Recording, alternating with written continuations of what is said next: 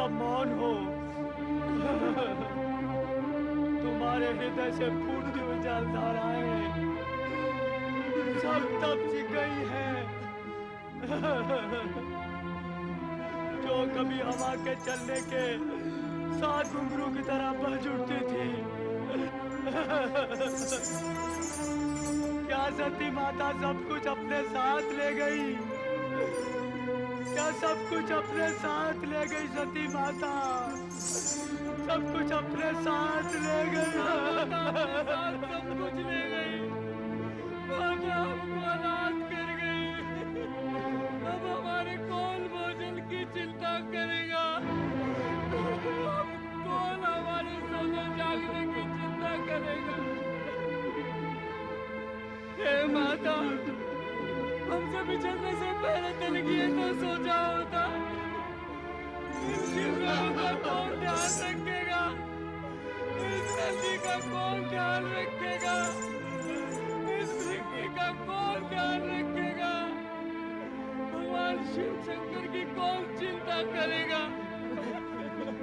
हे माता, हे माता। माता ने कदाचित प्रभु का वो विरहाकुल रूप देखा होता तो वास्तव में पछतावा होता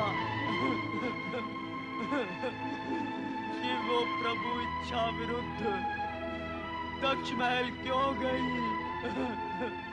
ना वहां जाती, ना विनाश लीला होती और न कैलाश सूना होता। हे माता, अब हम अनाथ किसकी ममता की छांव में पलेंगे?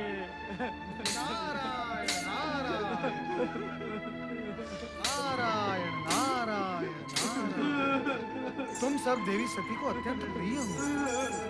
यदि इस प्रकार अश्रु बहाते रहे तो देवी सती को और भी कष्ट होगा। शांत हो जाओ, शांत हो जाओ। नंदी, तुम समझाओ इन सबको। ऋषि, मातृवियोग बड़ा कठिन होता है। हमें तो ऐसा लग रहा है इस कैलाश के पथराए हुए शरीर पर अब जीवन नहीं स्मित कभी नहीं कहलेगी, कभी नहीं। हम सबको मृत्यु के बराबर अंधकार में ही जीवित रहना पड़ेगा। नंदी, ऐसा नहीं होगा। तुम सब देखोगे, एक दिन कैलाश पूर्व जैसा ही हो जाएगा।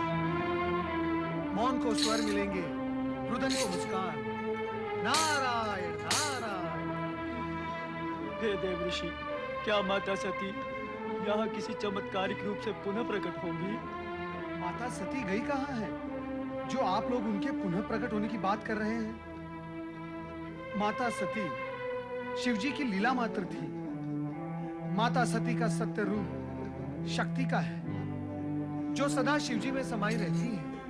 किंतु उनका वो रूप हमें कहाँ दिखलाई देगा?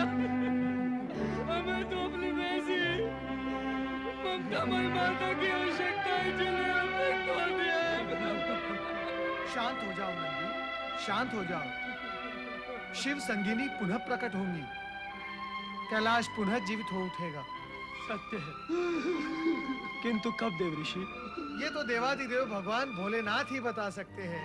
भगवान तो ध्यान में लीन रहते हैं, उनको हमारी भी चिंता नहीं है। उनसे ये कैसे पूछा जाए कि हमें हमारी माता पुनः कब प्राप्त होंगी? धैर्य रखो शिवगणों, धैर्य रखो। जैसे ही भगवान शिव का ध्यान टूटे, आप शीघ्र ही उनसे ये प्रश्न पूछ लेना। प्रभु के ध्यान आसन की ओर तो जाने का साहस भी नहीं होता। वहीं तो माता बैठी रहती थी, उनके चरणों के निकट पुष्प चढ़ाती थी, उन्हें निहारा करती थी। वहां जाते ही हमें सती माता की स्मृतियां। नंदी, शांत हो जाओ। हे देव ऋषि, आप ही किसी उपाय से प्रभु से ये रहस्य उद्घाटित कराइए ना। वो कदाचित आपको बता भी दे। उचित है। मैं प्रयास करता हूं। शिव शिव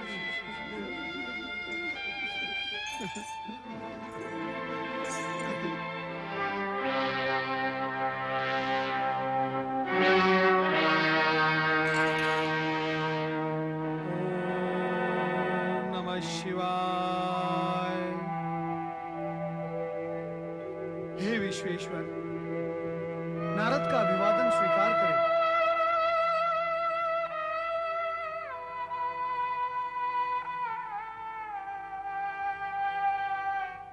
हे शिवशंकर, नारद का प्रणाम स्वीकार हो। हे महादेव, महादेव, मैं बड़ी आशा लेकर आपके पास आया था। हे महादेव, मेरी आशा के साथ साथ आपके प्रिय शिवगणों की आशा का तार भी जुड़ा हुआ है। यदि आप एक बार अपने नेत्र खोलकर माता सती के विरह में रोते हुए, अश्रु बहाते हुए शिवगणों को देख लेते, तो आपका मन भी मेरी तरह द्रवित हो उठता। तो उचित है आप मेरी नहीं सुनेंगे, ना सुने, परंतु मैं निराश मन होकर आपसे दो शब्द सुनने की आशा में यहां वहां भ्रमण करता रहूंगा। नमः शिवाय। ओम नमः शिवाय। हे नारद, हमारे परम भक्त होकर क्या तुम ये भी नहीं जानते कि कैलाश से कोई निराश मन नहीं होता? महेश्वर, आप सर्वज्ञ हैं, सर्वव्यापी हैं। इससे पूर्व कि आप पुनः अपनी ध्यान मुद्रा में चले जाएं, कृपया आप मेरी जिज्ञासा, जो आपके प्रिय शिवगणों की भी है, उसे शांत करें, उसका समाधान करें। अब ये न पूछ बैठिएगा कि हम सबकी जिज्ञासा क्या है। नारायण नारायण। क्या है? माता सती के जाने से कैलाश ही नहीं, सारा संसार शोकमग्न हो गया है। नंदी, भृंगी, आपके प्रिय शिवगण रोते बिलखते एक ही प्रश्न पूछ रहे हैं कि माता सती नया अवतार लेकर कब प्रकट होगी, कब प्रकट होगी? विधाता के इस रहस्य को मैं कैसे उद्घाटित कर सकता हूं नारद? अभी अभी शिवगणों को तुमने स्वयं ही समझाया था कि शिव से शक्ति भिन्न नहीं है, तो अपने ही कथन पर अनास्था क्यों? हे नारद, शिव शक्ति की एकात्मकता ही सदाशिव है। जब जब सृष्टि में शक्ति के नारी रूप की आवश्यकता होगी, तब मेरे सदाशिव विग्रह रूप के अंदर एक से दो होने का संकल्प उदित होगा। तभी शक्ति मूर्त रूप में सामने आएगी। यदि इससे अधिक स्पष्ट समाधान के इच्छुक हो, तो तुम्हें सृष्टि के रचनाकार ब्रह्मा जी के पास जाना होगा। ओम नमः शिवाय।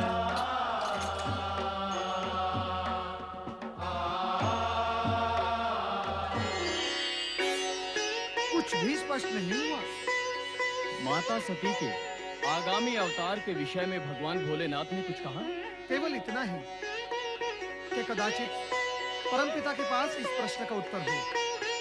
अतः शिवगणों, निराश होने की आवश्यकता नहीं। मैं परमपिता के पास जा रहा हूं। कदाचित तुम्हारे इस प्रश्न का उत्तर उनके पास हो। नारायण नारायण। ओम नमः शिवाय। ओम नमः शिवाय। ओम नमः शिवाय। नारायण नारायण। परमपिता ब्रह्मा, माता सरस्वती, अपने पुत्र नारद का प्रणाम स्वीकार करें। नारद, तुम यहाँ क्या जानने आए हो, ये मुझे भली भांति ज्ञात है। किंतु जिस विषय पर स्वयं शिवजी मान रहे गए, उसे मैं कैसे बता सकता हूँ? किंतु परमपिता, भगवान शिवशंकर ने ही तो मुझे आपके पास अपनी जिज्ञासा शांत करने के लिए भेजा है। अच्छा,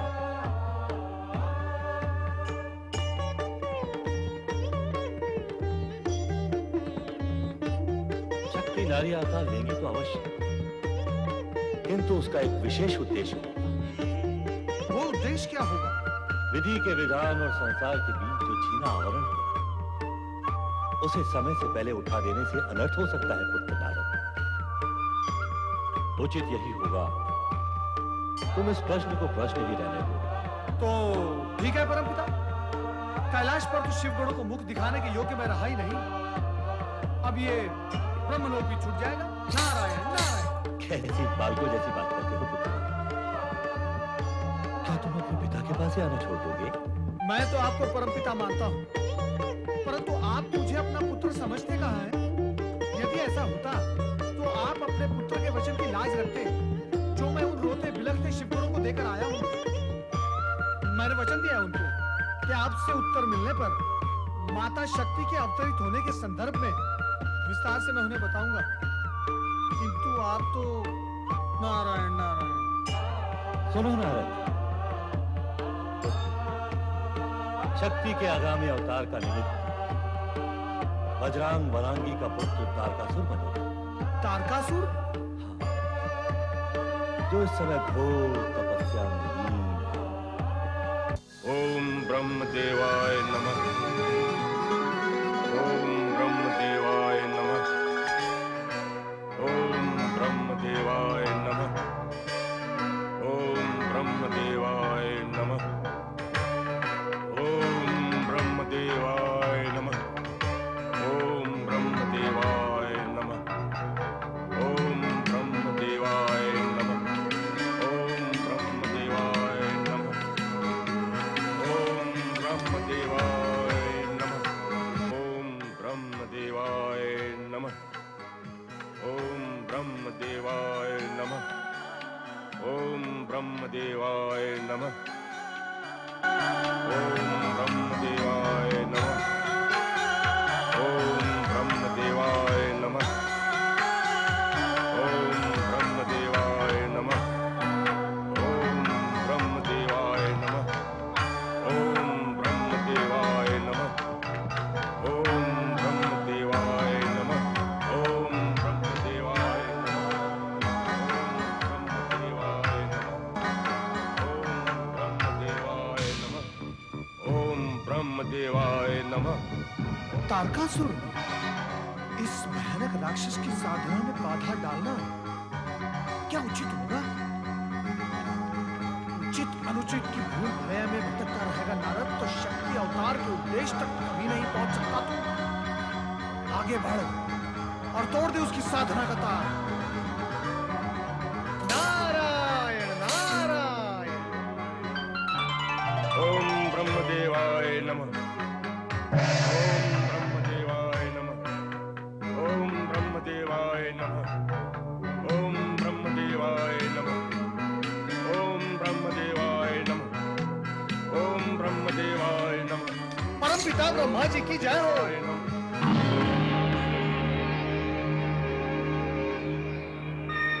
तारकासुर की तपस्या में बाधा डालने वाले तुम कौन हो? क्योंकि तुम्हारा परिचय मुझे है, मैं अपना परिचय देने में अनुचित नहीं समझता। तुम बजरंग वरांगी के पुत्र हो ना? और इसमें तुम्हें क्या आपत्ति है? नारायण नारायण, मुझे क्या आपत्ति होगी? व्यवहार समझकर अपना परिचय देना उचित समझा, सो आगे। मुझे इसकी आवश्यकता नहीं। जिसे वर्षों से पुकार रहे हो तुम, उसके संबंधी से परिचय प्राप्त करने की तुम्हें कोई आवश्यकता नहीं। अर्थात तुम ब्रह्मा जी के? मैं परमपिता ब्रह्मा जी का मानस पुत्र नारद हूं। ओ, पुत्र होने का ये अर्थ तो नहीं कि तुम ब्रह्मा जी और मेरे बीच बाधक बनो। बाधक? और मैं? नहीं नहीं बंधु, मैं तो केवल जिज्ञासावश ये जानने चला आया था कि तुम इतनी कठोर तपस्या क्यों कर रहे हो? तुम्हारे पिता का हृदय जीतने के लिए। किंतु लगता है उन्हें सुनाई नहीं देता, अथवा वो सोते ही रहते हैं। जिनकी तपस्या कर रहे हो उनके बारे में ऐसी अशोभनीय बातें करोगे तो क्या उनके प्रकट होने की तुम्हें आशा है? नारायण नारायण, क्या तुम्हारी ये तपस्या सफल होगी? नहीं नहीं, ऐसा न कहो। क्या तुम अपने पिता का कोई संदेश लेकर आए हो? संदेश तो नहीं, पर हाँ, वो तुम्हारी प्रशंसा करते हुए ये अवश्य कह रहे थे कि तुम एक महान व्यक्ति हो और तुम्ही से कई महत्वपूर्ण घटनाओं की उत्पत्ति होगी। सत्य कहा उन्होंने। जिस उद्देश्य से मैं ये तपस्या कर रहा हूं, वो महत्वपूर्ण घटनाओं की उत्पत्ति ही करेगा। अच्छा, नारायण नारायण, किंतु वो उद्देश्य क्या है? इंद्र और अन्य देवताओं से प्रतिशोध और स्वर्ग पर अधिकार पाने के लिए ही मैं तपस्या कर रहा हूं। ओम ब्रह्मदेवाय नमः। ओम ब्रह्मदेवाय नमः। ओम ब्रह्मदेवाय नमः।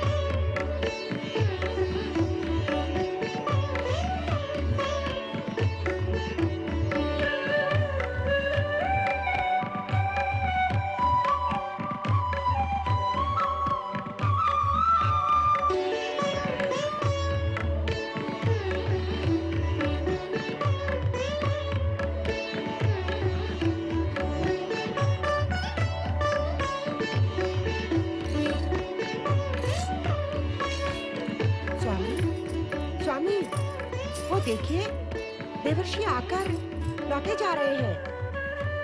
स्वामी, मैंने कहा देवर्षि क्यों आए और क्यों लौटे जा रहे हैं, तनिक पूछिए तो सही। देवर्षि, देवर्षि, देवर्षि नारद, देवर्षि नारद, देवर्षि, मैं तो आपको इस तरह लौटते देख आशंकित हो गया था। कहीं आप हमसे रुष्ट होकर तो नहीं जा रहे हैं? देवराज, मैं तो क्या, तुम्हारा भाग्य, तुम्हारा ये इंद्रासन तुमसे रुष्ट होने जा रहा है। भाग्य? इंद्रासन? ये क्या कह रहे हैं आप देवर्षि? अपनी आंखों से देखकर और कानों से सुनकर ये बात कह रहा हूं मैं आपसे। देवताओं का परम शत्रु तारकासुर स्वर्ग पर अपना अधिकार पाने और तुम लोगों से अपना प्रतिशोध लेने हेतु परमपिता ब्रह्मदेव की घनघोर तपस्या कर रहा है। मुझे तो लगता है अब उन्हें वरदान प्राप्त होने में अधिक विलंब नहीं। जो कर सकते हो कर लो, अन्यथा पश्चाताप करना होगा।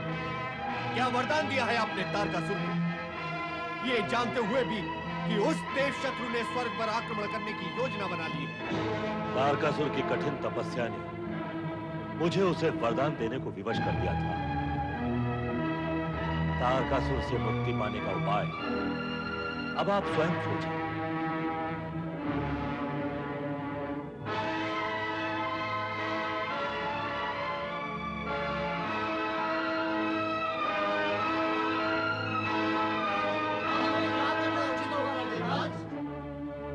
देवगणों, चलो स्वर्ग की सुरक्षा का प्रबंध करें। ब्रह्मा जी ने तारकासुर को वरदान देने के पश्चात देवताओं से अपनी स्थिति सुरक्षित रखने की चेतावनी अवश्य दी, पर तारकासुर ने देवगण को इतना समय ही नहीं दिया कि वे अपनी सुरक्षा की व्यवस्था कर सके, और उसने तुरंत देवगण को स्वर्ग से निकालकर वहां अपना अधिकार स्थापित कर लिया।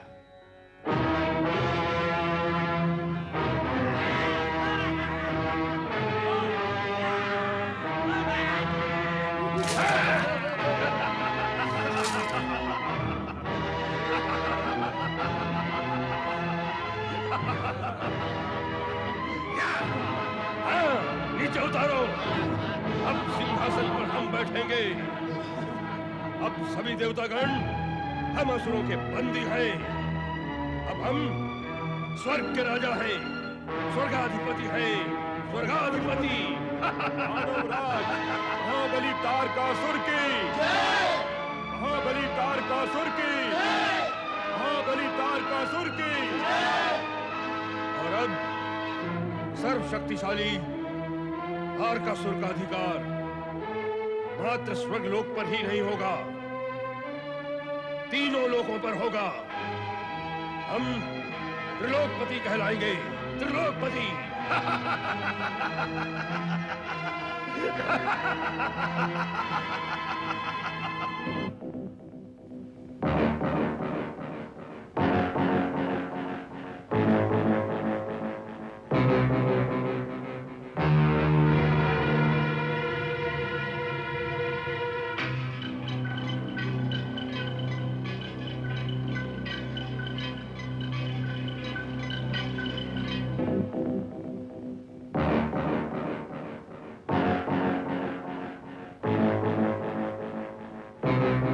इंद्राणी, कहाँ भागी जा रही हो? क्या देवराज इंद्र के मन में कोई अन्य अप्सरा तो नहीं बस गई? ये विनोद का समय नहीं है देवर्षि।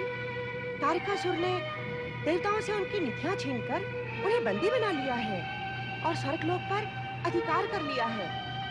आप उन्हें कैसे भी असुरों के अंकुश से मुक्त करवाइए देवर्षि।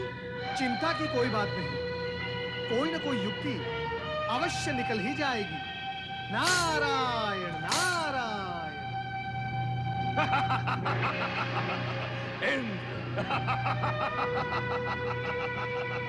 देवराज इंद्र, स्वर्ग के राजा इंद्र, आज से तुम हमारे दास हो। हमारी सेवा करना ही तुम्हारा कर्म है।